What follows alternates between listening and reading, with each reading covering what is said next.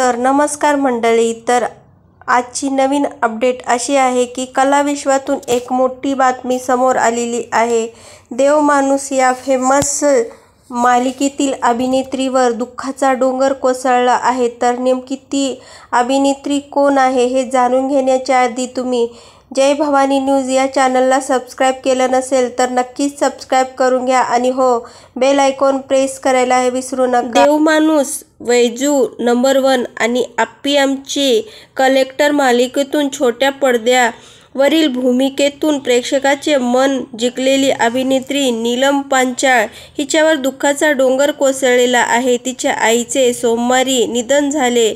त्या वयाच्या 74 वर्षाच्या होत्या. गेल्या काही दिवसांपासून त्यांच्यावर खाजगी रुग्णालयात उपचार सुरू होते, पण अखेर त्यांची प्राणज्योत मावळली.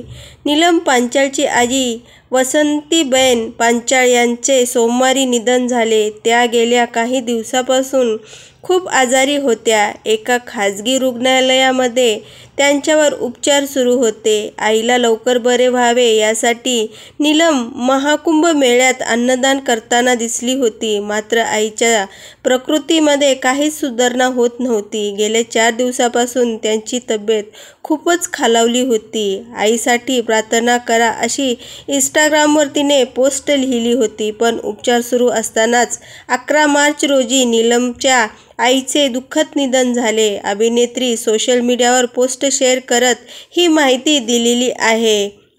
नीलम पांचाळ ही गुजराती अभिनेत्री आहे. तिला हेल्लोरो या चित्रपटातील भूमिकेसाठी राष्ट्रीय पुरस्काराने गौरविण्यात आले आहे. ती मराठी मालिका अभिनेता लेखक मिहिर राजदा याची पत्नी आहे. मिहिरने हिंदी मालिकेनंतर मराठी मालिकेत काम केलेलं आहे.